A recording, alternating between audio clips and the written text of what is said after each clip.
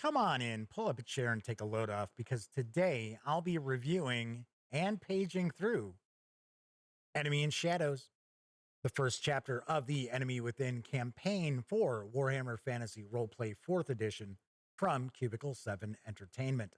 So, should game masters and players alike be clamoring to play this classic campaign? Or does a fresh coat of paint fail to put a shine on what's essentially a moldy oldie?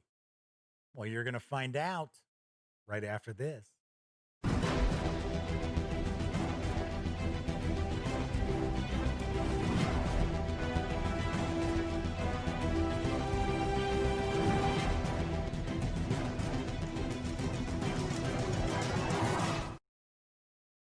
Howdy, howdy, howdy, gang. Yes, I'm Jeff McAleer, back once again as your host here at the Gaming Gang channel. I also happen to be the grand poobah of the gaminggang.com. As mentioned in the open, I am going to be reviewing Enemy in Shadows in just a moment, but do want to remind you, if you like this video, please give it a thumbs up. Subscribe to the Gaming Gang channel if you haven't, and if you do subscribe, ring that notification bell because it will not only let you know when I upload videos like this, it'll also tell you when my live stream, The Daily Dope, airs right here on YouTube Monday through Thursday nights. And of course, when you're not watching videos on the Gaming Gang channel, be sure to visit thegaminggang.com for all latest in gaming news, reviews, comics, movies, TV. Get your geek on at thegaminggang.com. We're going to dive into Enemy in Shadows, which is for Warhammer Fantasy Roleplay 4th Edition from Cubicle 7 Entertainment. It's written by Graham Davis, Andy Law, Dominic McDowell, and Andy Leask. The 160-page hardcover is available for $39.99. Do you want to mention, if you purchase the hardcover from Cubicle 7 or a Bits and Mortar store, you will get the PDF absolutely free. The PDF alone is available over at DriveThruRPG for $19.99. Do you want to mention, if you are just going to pick up the PDF, please visit thegaminggang.com first, because we are an affiliate of the drive-thru sites. So if you stop by the Gaming Gang first, click on one of our banners, and then happen to make a purchase, I get a little portion of that sale. And all those little portions do add up and help keep the Gaming Gang around. So without further ado, let's swing on over to the other camera and dive on into Enemy in Shadows. Let's flip this on over. I'm going to read a little bit off the back, not the entire thing, but Enemy in Shadows is the first volume of the revised and updated director's cut of The Enemy Within, one of the most highly regarded role-playing campaigns ever written. Gather your heroes as you take them from humble beginnings as penniless novice adventurers to the halls of the great and powerful, where nothing is as it seems and every decision can change the fate of the Empire. Enemy in Shadows begins the 5-part series of grim and perilous Warhammer Fantasy Roleplay adventures that inspired a generation of gamers. The director's cut includes insightful commentary with a smattering of dark humor, clever suggestions on new ways to play through the campaign, and a complete guide to Bogenhafen full of exciting locations to visit and explore. Let's jump right on in. So first off, I love this spread just to open up the book with. Love this map. It is super detailed. I highly doubt that the camera is actually picking up all of the detail in this map. Really, really nice. The old world, the Empire, and the glorious Reichland. There are 2 adventures that are contained in Enemy in Shadows, and it is Enemy in Shadows as well as Shadows over Bogenhafen. And originally, the first adventure, Enemy in Shadows, came out in 1986. So this campaign has been out for quite some time. There are the 2 adventures, Enemy Within and Shadows over Bogenhafen. And originally, I don't think there was a fantastic tie-in for first edition Warhammer Fantasy Roleplay. In fact, I believe that Graham Davis was writing Shadows over Bogenhafen, and Enemy in Shadows was another team putting that together. And then they decided, hey, we're going to tie all this stuff together. Thankfully, everything ties together very nicely with this new director's cut. So we get a bit of an introduction. So there's this cult called the Purple Hand, which the player characters are going to encounter representatives of throughout both of these adventures. Kind of interesting because Caster Lieberung is a big honcho with the Purple Hand. And the background to the story is that a bounty hunter learns that Castor is actually this bigwig with this, I think it's pronounced Zenich, is the chaos god that the Purple Hand worships. And he finds out that he's a bigwig in this cult. And of course, figures, well, he can't take him out by, just attacking him right there in the midst of all the cultists and that. So he decides, he comes up with this plan to lure Castor to Altdorf, Altdorf, I think it's pronounced. And that way he'll be able to take him out just without anybody else around. So he comes up with this story that Castor has actually inherited this big fortune. And he has to go to Altdorf to claim this fortune. So, of course, fortune doesn't exist. So that's how this story, a little bit of the background. So do want to point out, here there be spoilers. So I am going to get into spoilers here. We're going to be talking about a lot of things that are going on in this adventure. So if you are a player, hopefully you've already figured out, this probably isn't a video for me. And hey, I'll see you next time. I'll give you a moment. Grab a quick sip here. There we go. So it's just the game masters and I. Okay, cool. The book opens up with a bit of background about these two adventures, as well as kind of giving you advice, sharing some opinions on how this is going to differ than probably other fantasy role-playing games out there. Talking about a sandbox versus railroad, how to make the adventure your own, different themes throughout this campaign, human frailty, choices of evils, grim fantasy, humor versus horror. There are nuggets, there are incidents throughout these adventures, and I would assume throughout the rest of this campaign, they're actually pretty funny. So, but then there are other parts that are pretty horrific. So we get a lot of this information in here. One of the things I really do like about Warhammer Fantasy Roleplay 4th edition is that the characters are heroes, yes. Or, well, they don't even necessarily have to be heroes. There are shades of gray, of course. They can be evil if they wanted to. I'm just not into evil parties and stuff like that. I don't run games where the party is a bunch of evil characters. But the thing I really dig is the fact that they aren't superhuman. These aren't supermen, superwomen starting off as like they're beginning characters, right? Some role-playing games, especially nowadays, your first level heroes, they're pretty amazing. Well, not so much here. Now, your player characters are going to have backgrounds. They have careers. Another interesting aspect, if you're not familiar with Warhammer Fantasy Roleplay, is that there's a class system in place in the old world. So you should have a party of different social statuses as well. And I really do like how, and I will get into this as we go further into the adventure, how these characters aren't known. They're not nobles. Well, you might have somebody who's a noble as part of the party, but they're not well known. They're not rich.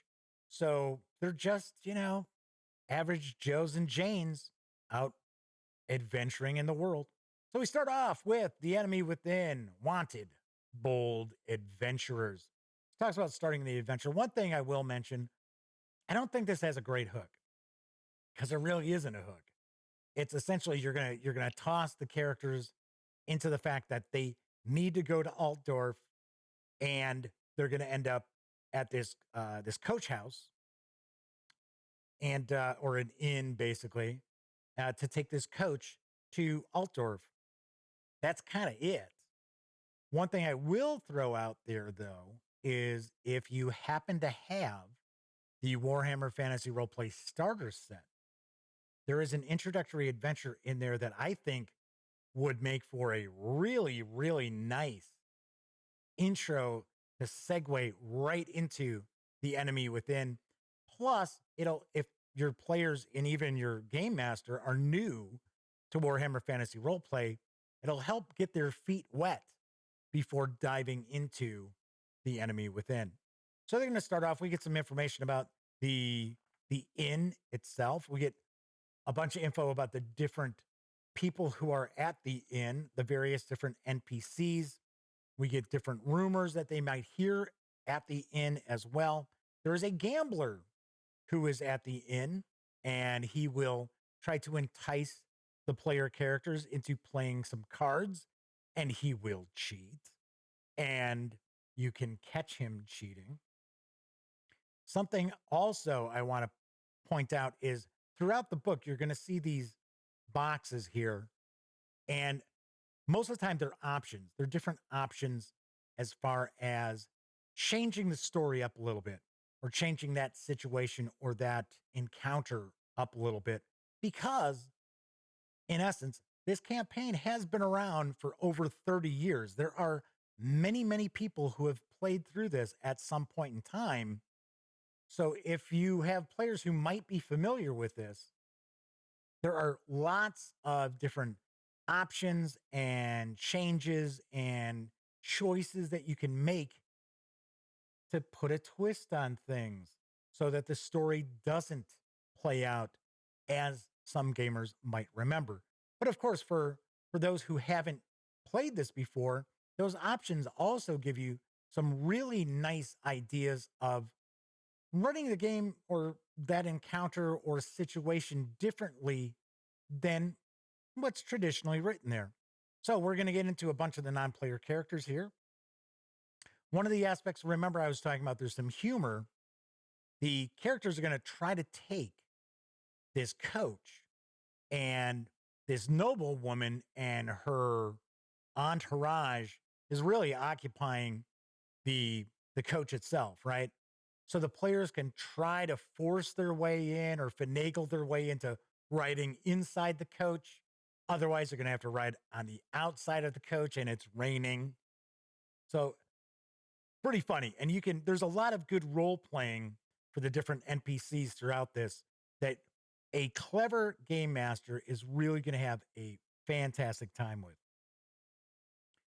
Okay, so we've got the mistaken identity. So remember I was talking about Castor and that fortune that he's inherited. Okay, so the players are gone, right? So it's just us. So it turns out Castor gets killed. So he gets killed on the way to Altdorf, and he's killed by mutants.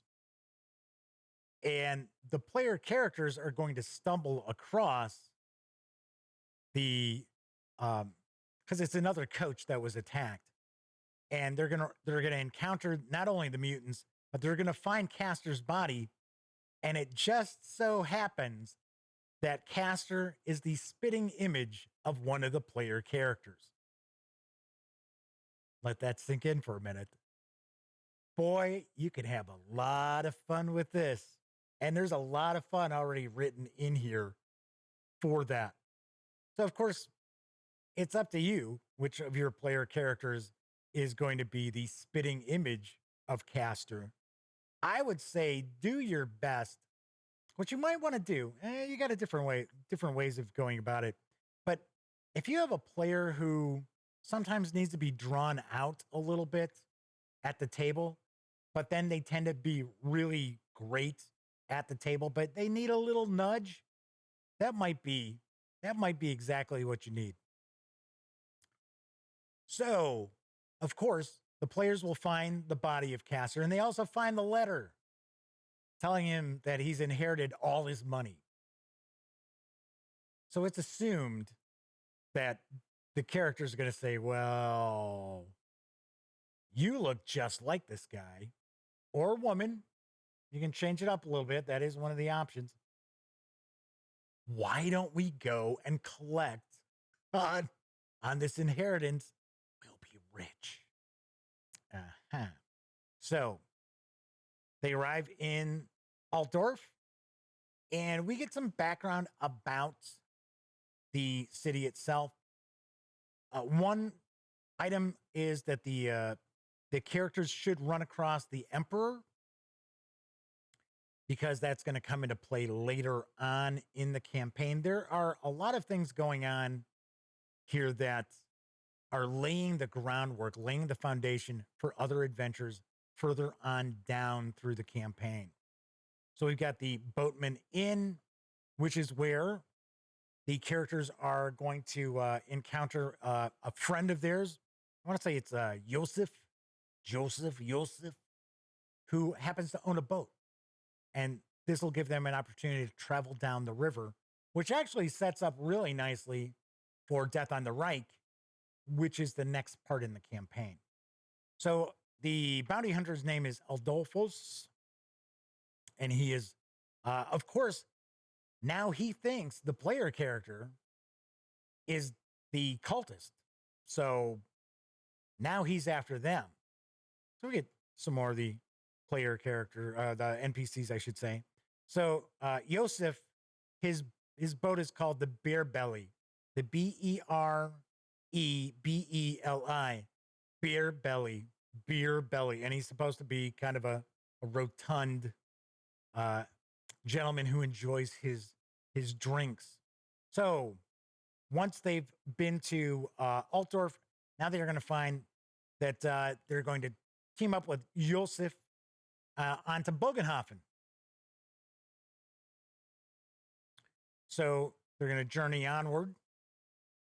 And I want to point out that the Enemy in Shadows adventure itself is fairly short. It shouldn't probably only take maybe 2 or 3 sessions, depending on how much role playing you get into at the different inns. I mean, you can kind of hand wave your way through it. But as a game master, I would try to really pump it up. One aspect of both the adventures I should mention is they're going to be a little light on combat. So with some players, that's fine. I mean, especially players who are more familiar with, say, investigative games like, say, Call of Cthulhu. They're probably not going to find much of an issue that there isn't like nonstop action. But that said, some players may want more action. So I do want to point out that you're going to want to try to take advantage of the different little encounters or opportunities for swords to be drawn and pistols to be fired, as opposed to how most game masters would run through Enemy in Shadows. Really like the artwork, although I wish, so here we've got artwork in color, but when we start looking at like the NPCs, they're all black and white. Now this is a Cubicle 7 thing. So I would have liked to have seen this in color though. I really would have, because I guarantee this artwork is originally in color. Of course, yes, I do understand we're talking Cubicle 7. We know this is not going to sell like, the latest Dungeons and Dragons book or a Pathfinder core book. So I do understand that, cost to print has to come into play. We do get a good amount of color. It's just the way I kind of look at it, what I like to do, especially if I'm running something remotely, I want to be able to pull these images and share them with my players, which in black and white, not going to help. So now we've got Bogenhafen. This is where the player characters are going to learn that, well, they're going to be ambushed, basically. They're going to be ambushed, and they'll learn that the people they're supposed to meet to get the treasure, get that inheritance, ain't going to be anywhere to be found. So we have the Schaffenfest. So this is a big festival that is going on in Bogenhafen when the players arrive.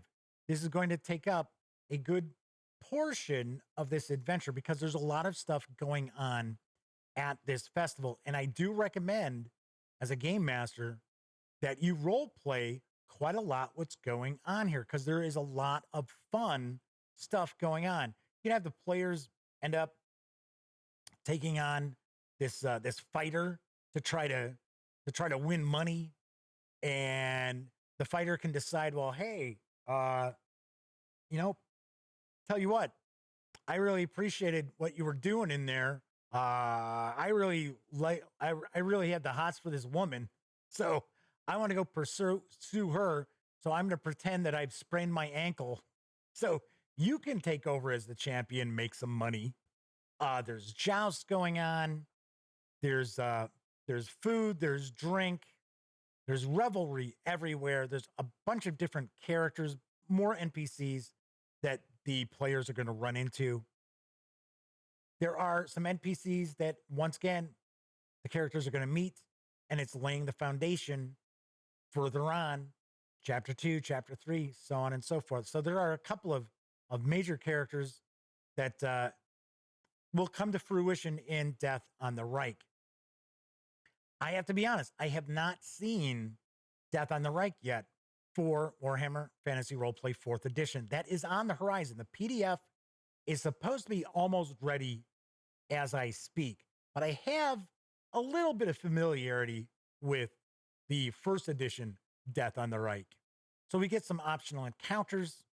I definitely recommend utilizing some of these optional encounters. Now, one of the encounters that the characters really, really have to have is that, well, there's a couple. One is that they run across this drunken dwarf who just becomes a real pain, but he'll eventually go away, but he'll reemerge.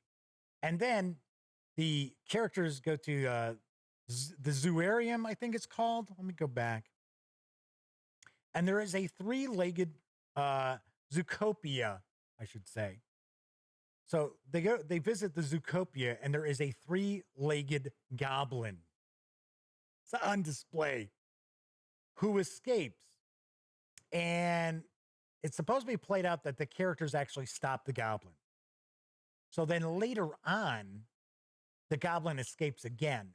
And it's kind of the character's fault.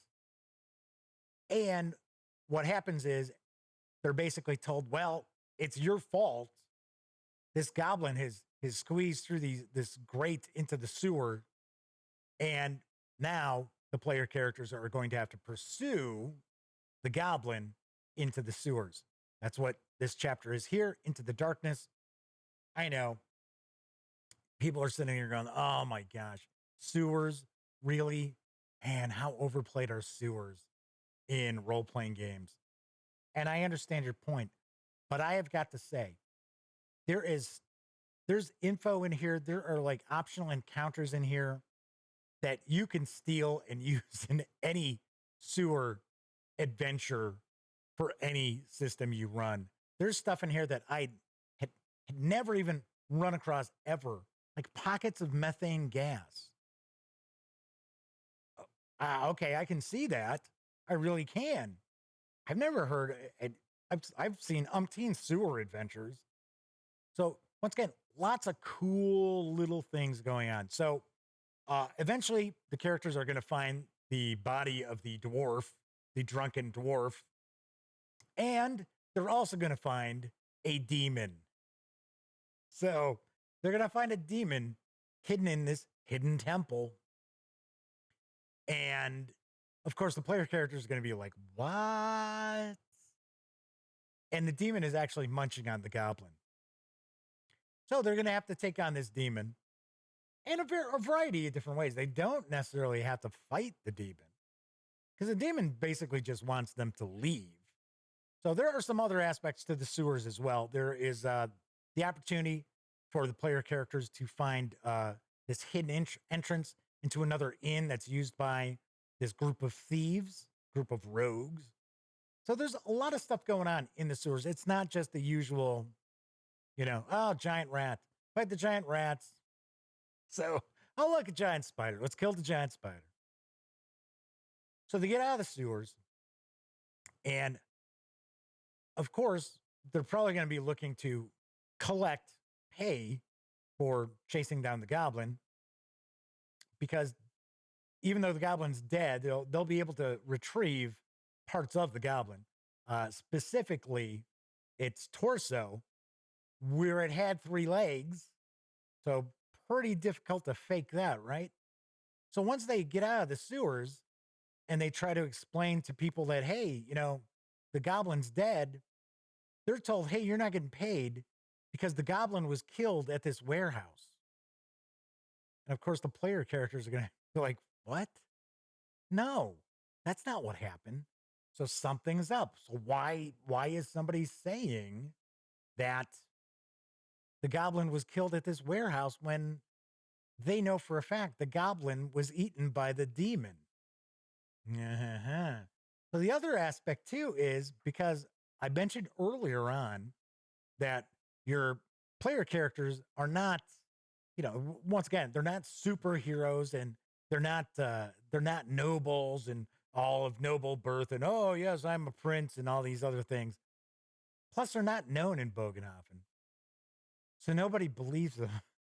They don't believe that there was a demon down there. So I love that. I love that fact where throughout the adventures, and as a game master, I would not overplay this, because as a player, I would get a little ticked. But you want to every once in a while just kind of give them that, stick them a little bit with just the fact that this is a very um, insular society. This is a very serious class system to the society, just like you would have found in Europe back in the age. I look at Warhammer Fantasy Roleplay as supposed to be probably around, if we're using like historic time frame, very early Renaissance, because there are gunpowder weapons in it.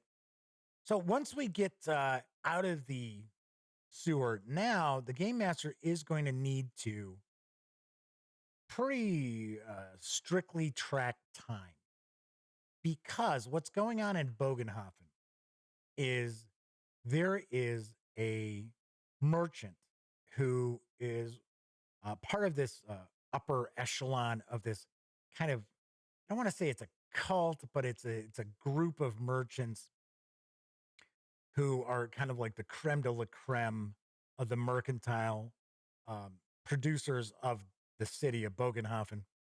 And there's like this like upper group of 7, and he's kind of the leader. And problem is, he had made a deal with his demon years ago, and now payment is due. So the demon is going to take his soul. So what he's trying to do is he's kind of made a deal with the demon, because the demon actually helps him out, and he's kind of his partner. And the demon is tricking this merchant into thinking, if he sets up this ritual with these uh, other mercantile leaders, and they sacrifice someone, that he's going to be able to sacrifice these other people, the other 6 members of the group, and a sacrifice instead of his soul. So he's basically trading 7 other souls for his own soul to this demon. But then it turns out that the demon's actually double crossing him, that this ritual that the demon is going to have this merchant perform is actually going to open up a warp hole for chaos to come pouring out of. So the players may not learn all of this, but they will learn some of it. So they're going to find that a lot of Shadows over Bogenhafen is investigatory. It's not going to be a lot of combat in this. There's combat as far as fighting with the demon if the player characters decide they want to go in that direction. There are a few other optional opportunities for there to be some combat. And then the grand finale, there's probably going to be combat. But for the most part, this isn't going to be a very combat heavy story. And like I said, I'm fine with that. I like that. And, if worse comes to worse, I can always throw. If the players are getting a little antsy that they want to be chucking dice and cracking heads, I can work with it. So what's eventually going to happen is one of the other merchants who is privy to this ritual learns that someone is going to be sacrificed to perform this ritual. And the ritual is being presented to them as it's just going to make them all richer. It's not, nobody's getting hurt except for the person they're going to sacrifice. Everybody's just going to get richer. So the player characters have already been poking their nose in. So this merchant decides he's going to approach the characters and tell them about this ritual that's going to take place, and hopefully they can stop it. Of course, once again, this merchant doesn't know what's really at stake here. And we're getting close to the finale here, unleashing the ritual, murder most foul. And then the demon starts messing with the characters. The demon partner messes around with the characters a lot, tries to frame the characters in various different ways. So then we get to the point where disrupting the ritual, and there are various different ways to do so. And then we get information about what happens if the ritual is completed, which I do believe that we will see in the second chapter, Death on the Reich. There will be some information of playing that portion of the campaign as if this ritual went off without a hitch and Bogenhafen is essentially destroyed. So it's like, yikes. Then we get into some of the non-player characters. I have to say, I really found that basically the premise of what happens to Bogenhafen, there's some details about what happens to Bogenhafen if this ritual does get completed. I found it pretty interesting. I thought it's pretty cool. Gideon, that's the demon. And he takes on, of course, the guise of a human. Talks about the chaos gate. That's it. What did I say? Warp hole. It's a chaos gate. Like I said, I am not necessarily all real well versed on all things Warhammer Fantasy. So then we get a map of Bogenhafen.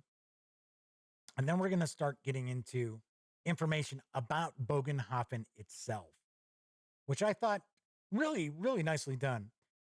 I got to say, this book is jam-packed with information, possibly too much information. And I will talk about that when I do my wrap-up, especially for trying to keep NPCs straight. Can probably be a little challenging to maybe not even newer game masters. I've even sat here because I have not run this yet. I am going to run this and probably going to run it remotely and actually try to record the actual play. I mean, not that I think, a bunch of people are going to watch it, but just for, I was going to use a certain term, but I guess I'll keep it G-rated just for laughs. Just for laughs. So we get a lot of info about Bogenhafen that can be utilized. My recommendation here is know enough to be dangerous is kind of how I look at it. You don't need to know every single aspect of the old world, the Reichland, Bogenhafen, Altdorf, anything like that. Know enough to be dangerous. Know enough to just kind of, drop a little window dressing here and there to just bring the setting to life. Don't info dump on the players. That's, that never works. That's never good. Right. So we get some new rules as well in this book. We get some new creature traits because we do have, we've got mutants and then we have beastmen that are in this as well. And we get handouts and player aids. I have to say that most of the handouts are fine. It's when we do the maps. When we get into some maps here, see, these maps are all numbered and there's a key on that. I'll move this over. So we've got numbers, we've got keys on these locations. Personally, I don't like to give players player maps that have the locations keyed because sometimes there's information in that key. So what I would probably recommend is uh, have the PDF. If you're going to get the hardcover book, by all means, get it from Cubicle 7 because even if you order it from the website, I'm pretty sure that you immediately get the PDF. I would basically go in there and I would take from the PDF, I would do something like that. I mean, you don't have to go crazy with like doing, Photoshop on the different numbers and stuff, but I would cut the key off and I would just print that up to give to my players. All right. And that is everything from Enemy in Shadows. I do have the Enemy in Shadows companion. I have a review coming for that very shortly as well. There we go. Death on the Reich. That's part 2. I could have swore that Cubicle 7 was looking to release Death on the Reich in PDF because the PDF for Enemy in Shadows has been out for a while. The hardcovers have not been out that long, but I think the PDF for Death on the Reich is coming out in, it was supposed to be like end of June, early July. So I'm pretty excited for that. There is loads and loads of gaming goodness in this book. So let's swing on over to the other camera. I am going to share my final thoughts and give this a review score. So all of a sudden my hat just kind of slid further and further down. Like, yeah, so as I finish this up. All right, so let's start off with my small critiques of the book, and then we'll talk about the positives because the positives way outweigh my critiques.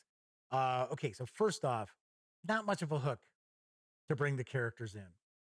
There are plenty of other introductory adventures out there for Warhammer Fantasy Roleplay 4th edition that can be used to segue into this very, very easily. I have not read every adventure that's out there, but I can tell you that the starter set adventure, where, spoiler alert, the characters end up part of the City Watch, not of Altdorf or for Bogenhafen, but someplace else. But the end of that adventure, you could twist to make the characters need to have to go to Altdorf, which is really how the story starts off.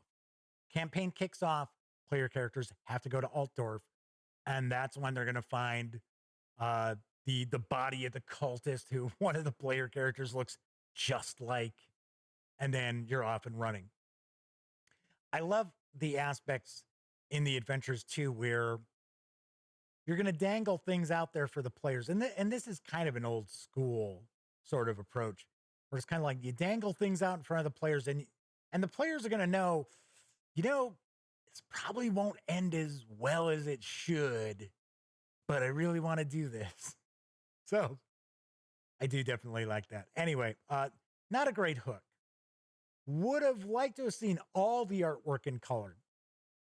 Maybe that's asking a little much because I do know black and white artwork is kind of Cubicle 7's thing with many of their books. But I would have liked to have seen at least the NPCs all in color. Then again, I'm just being selfish because I want to be able to share those images with my players. Also, talking about NPCs, there are a lot of NPCs in this. Lots. There are a lot of little things going on as well. When you get to the festival, when your characters are trying to investigate, okay, so what exactly is going on here? Why is somebody saying they killed that goblin? And then all of a sudden it's sort of like, what do you mean there's this ritual, this sacrifice going to be taking place? What? So there's a lot of things going on, a lot of moving parts and people that the game master has to track keep track of, that can be a little overwhelming. And that is once again kind of an old school way, whereas newer, more modern role-playing game adventures don't tend to throw out a lot of NPCs that have personality, right? Usually have two, three in an adventure that really stick out. And then the rest are just kind of jamokes, just, mooks kind of. Not so here. A lot of these NPCs all have little personalities, little quirks, which I think is very cool. I am pointing out some game masters might have a rough time trying to keep track, especially all the different names. They all have these kind of Germanic, Europeanish names. So, and some are similar. Some are kind of similar too. Some are related. So you're like, okay, all right. Let's see. Other than that, I really don't have any other negatives. Maybe it's a little light on combat, and I think more modern players might need a little more dice chucking, head cracking, bone snapping action. You can put that in there. I mean, there's all different opportunities. You got the city watch. I'm sure while they're in the city, the player characters are gonna screw up somehow and bring the wrath of somebody down on them, or maybe even multiple people. So those are kind of my small critiques. Overall, though, I really do like the adventure. Granted, it is the beginning of a campaign, so things are going to start ramping up. There's not a lot of big epic things going on. Although I got to be honest, if the players don't stop that ritual, the entire city of Bogenhafen is going to be destroyed. So I guess that's pretty epic. So I love the fact that there's just little nuggets, little things are being laid in place for more adventures down the line. So, for an example, when the characters are on Yosef's boat, the beer belly, they can actually take on a boatman career and start gaining experience that way. And in Death on the Reich, a big portion of that adventure takes place on the river as the players have a boat. So I love how that's built into it. I also love the fact that there are all these different options. This is a director's cut. So there's different options to run the game, to run encounters, to change up who's the big baddie, who's doing what, to kind of just, throw a wrench into people's plans if they've already played this and think, oh yeah, well, I know exactly what's going on. I also like the fact that you can utilize all those options simply if you like them better than what's in the original adventure. I love that fact as well.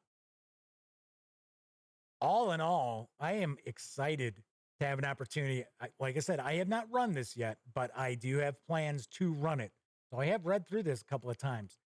I have talked about things that are going on in the adventure, and I have just completely passed on a bunch of things that are going on just simply because I don't want this to be a 2-hour video, right?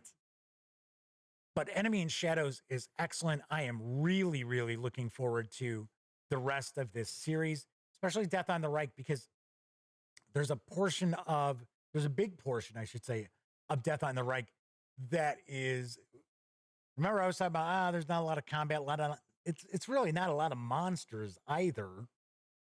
Well, in Death on the Reich, that changes. So I am really looking forward to see what's going on with that. So, I mean, I got to say, if you have any interest whatsoever in Warhammer Fantasy Roleplay 4th Edition, this is pretty much a must-have. It is a must-have.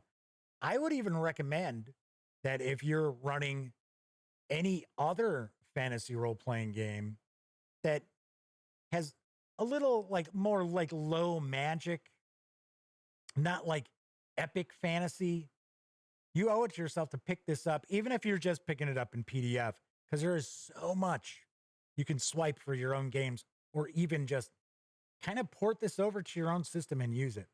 So all in all, on a scale of 1 to 10, I give Enemy in Shadows a very, very highly recommended 9.5 out of 10. It's that good. Like I said, I just have a few little critiques. But all in all, excellent work from Cubicle 7 Entertainment. So that's it for this time out. If you like this video, by all means, please give it a quick thumbs up. And of course, subscribe to the Gaming Gang channel if you haven't already, and ring that notification bell because it'll tell you when I upload videos such as this, as well as let you know when the Daily Dope streams live right here on YouTube, Monday through Thursday nights. So until next time I see you, be sure to visit thegaminggang.com for all the latest in gaming news, reviews, and a whole lot more. And during this pandemic, do me a favor, be smart and stay safe.